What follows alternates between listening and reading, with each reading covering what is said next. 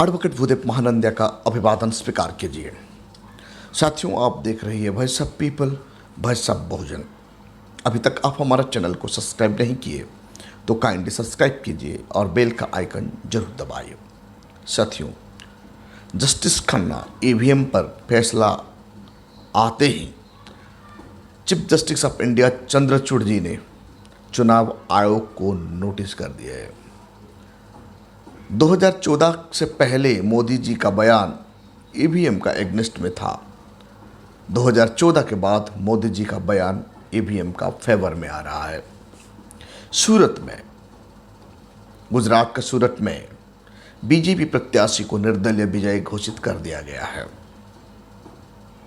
त्रिपुरा में 100% से ज़्यादा वोटिंग हुआ है, यानी कुछ जगह पर 105%, 105.3%, 105.5% से ज़्यादा वोटिंग हुआ है। चुनाव आयोग खामोश क्यों है? सीतापुर में आकाश आनंद गरज रहे हैं सरकार का नीति के खिलाफ। न्यूज नेशन को इंटरव्यू देते हुए आकाश आनंद बताते हैं लोगों को राशन का फ्री के नाम पर कैसे गरीब बनाया गया है। हेल्थ और एजुकेशन भारत में फ्री होना चाहिए, आकाश आनंद का जुबानी। साथियों, जस्टिस खन्ना ने ईवीएम के खिलाफ जितने भी केस था, हर कोई केस को खारिज कर दिए और ईवीएम का फैसला खत्म होते ही सीजेआई चंद्रचूड़ जी ने चुनाव आयोग को नोटिस थमा दिए हैं। चुनाव आयोग के खिलाफ chief justice of India action mood में है। क्यों जानते हैं? क्योंकि सूरत में, मोदी का होम स्टेट गुजरात का सूरत में, एक बीजेपी कैंडिडेट को निर्दलीय घोषित कर दिया गया।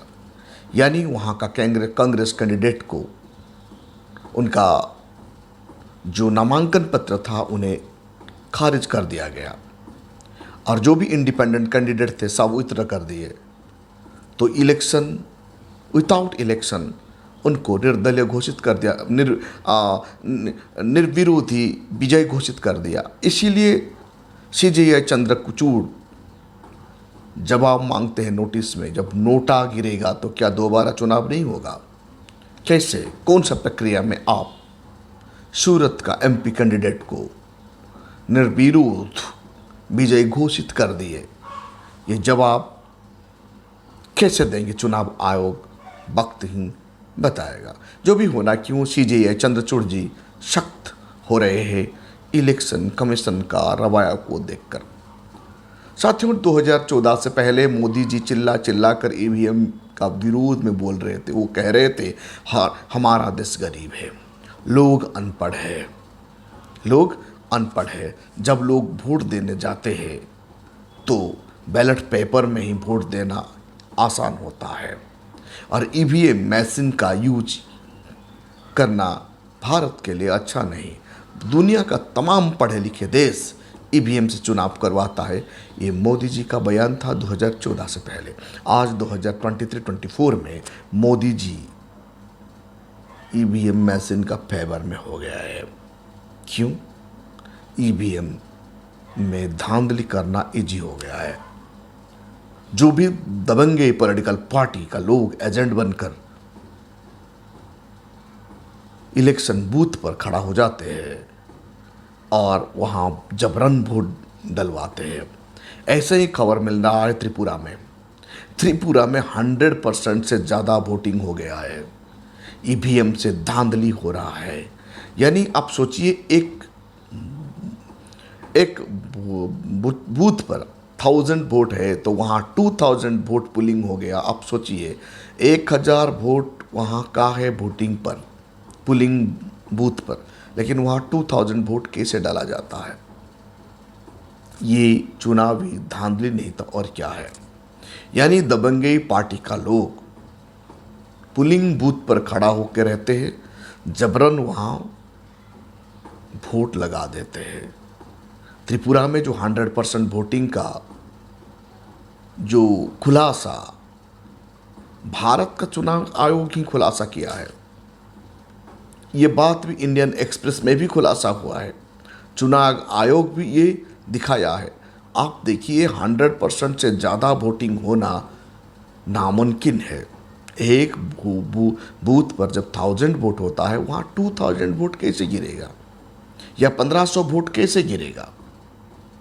1000 से ज़्यादा वोट का डाला नहीं जा सकता, 1000 से कम वोट डाला जा सकता है, नहीं तो 1000 को 1000 ही वोट होगा।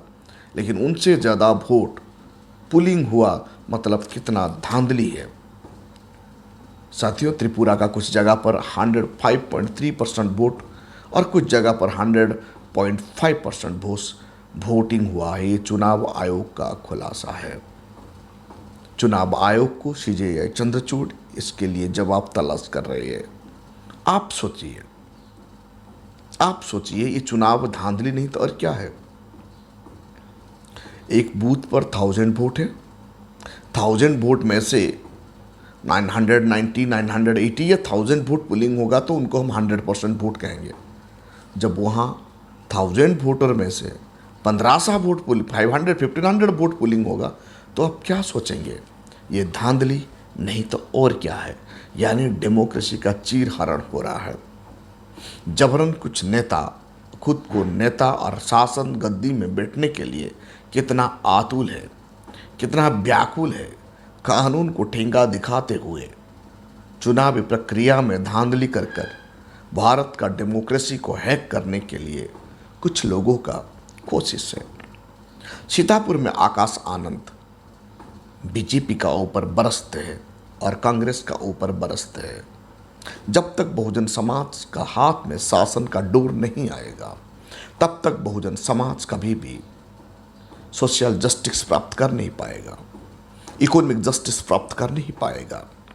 साथियों, आपको पता है भारतवर्ष में भुखमरी कौन है? भुखमरी का शिकार कौन हो रहा है? बहुजन समाज हो रहा है। भारतवर्ष में कौन सा समाज को ज़्यादा जेल में डाला जा रहा है? बहुजन समाज को ही ज़्यादा जेल में डाला जा रहा है। भारतवर्ष में कौन सा समाज 2 वक्त का रोटी के लिए तरस रहा है? बहुजन समाज ही आज भारतवर्ष में 2 वक्त का रोटी के लिए तरस रहा है। आप सोचिए, भारतवर्ष में कौन सा समाज को दिन रात मजदूरी करके जीना पड़ रहा है? साथियों, बहुजन समाज को ही भारतवर्ष में जीने के लिए दिन रात मजदूरी करना पड़ रहा है।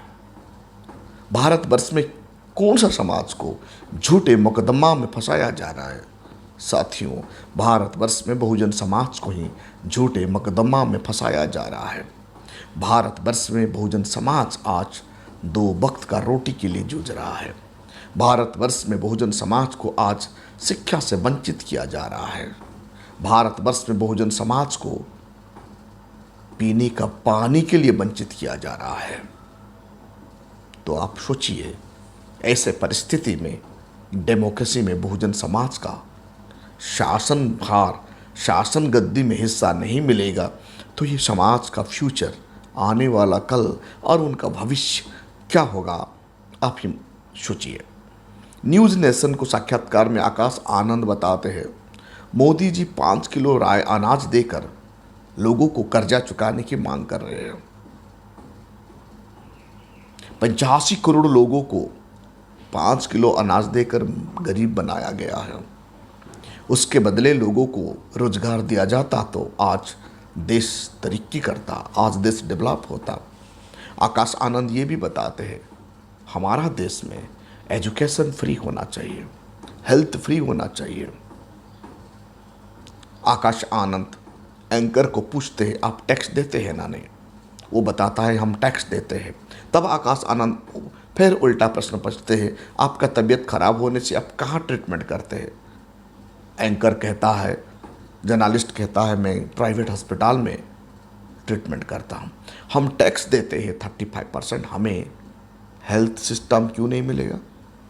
भारत का संविधान का आर्टिकल 21 में हर कोई सिटीजन को मुफ्त में एजुकेशन और मुफ्त में हेल्थ व्यवस्था लिखा गया है।